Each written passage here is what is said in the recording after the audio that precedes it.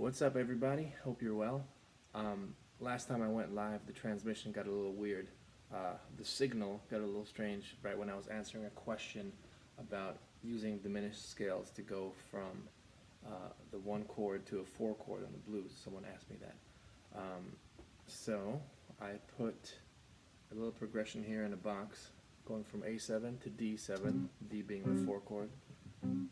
Alright? And so if I just play the appropriate scales for each chord,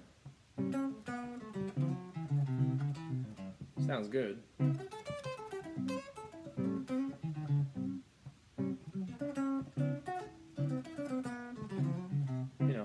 We all know that sound. But if I start using other chords superimposed to transition between them, diminished being one of them, it gives you a smoother arc, right? So one chord. See how the diminished kind of made it more of a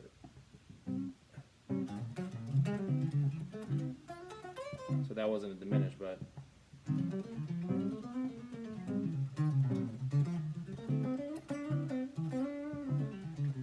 I'm just borrowing from different areas, but I'm landing on the four.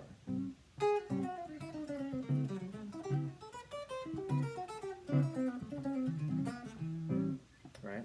So there's all kinds of things you can use to bridge those chords, but diminished is a good one also. So let's talk about how we can use that. First of all, which diminished do we use to go from A to D? All right. Well, what's the thought behind it?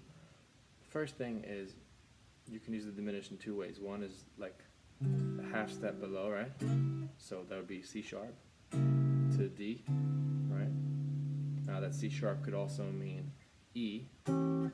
Because they're built in minor thirds. You can go back to my other video on diminished chords, and it kind of talks about that. Or you can use G to go to D, or you can use B flat, But basically, that's one approach on the diminished thing.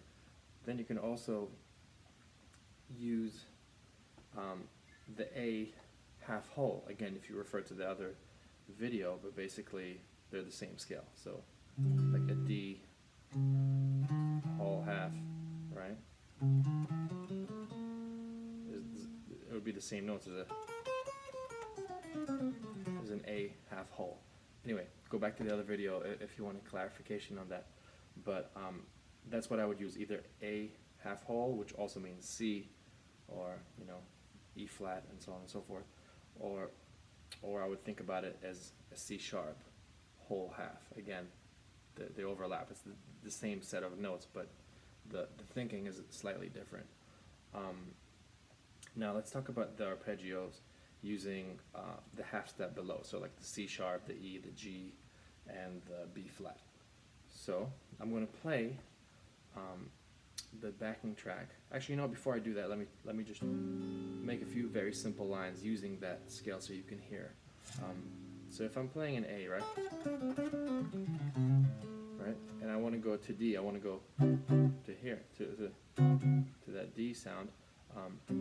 If I go through, let's say G diminished, right, I can just build it in minor thirds and say, now, which is the closest chord tone to D? Well, I ended on B flat, so maybe I go down another half step to A, right? And once I hit that A, I'm on D, so I can go. You hear how it resolves to D? Let me do that against the track. See how I pulled using that diminished and landed on D? Now let's take it a minor third up. Let's build it on B flat. So we're going B flat, G, right, E, C sharp. Now what's the next chord tone that could belong to D7? Well, we have two options. I can go, again, there's a million options, but wherever I'm at specifically, the closest ones could be up a half step to D from that C sharp, or down a half step to C, which is the seventh of the D7. So let's check out both. See how I landed up? And that D that I landed on is not part of that A sound, and as soon as you hit it, it's like you immediately are in a new territory. So that's one cool thing. Let's try to see what that C sounds like, the seventh. If I continue going down,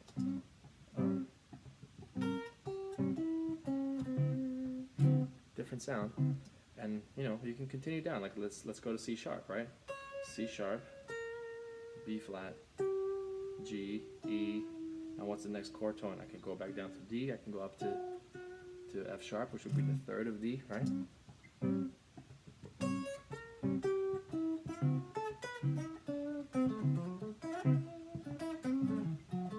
So that's one approach, using the half step below. And again, you can expand that infinitely, but that's kind of like the premise of it.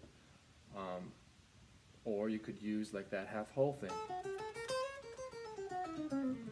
So even if I just went down the scale, so A half whole. See how I landed on D? Same thing here. Totally messed it up, sorry. It's hard like talking and trying to play.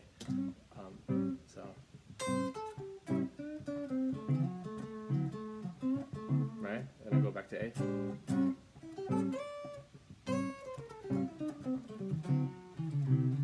Now I'm in D. Now let's use the C half whole. Land on the fifth, right? We landed on A. One more time. See how I landed on that A against the D chord? And this can, so you can continue down with this concept, and then when you get comfortable with the scale, break out of the scale and play cool patterns like, I don't know.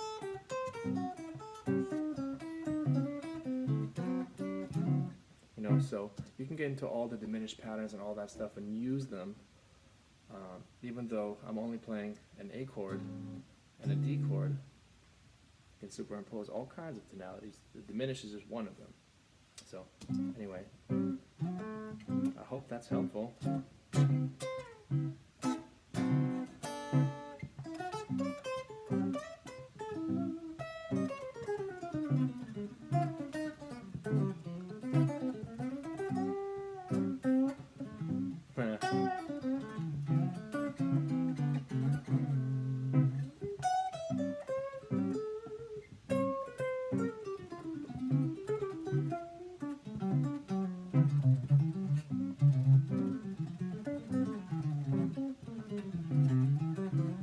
See how I'm using that diminished?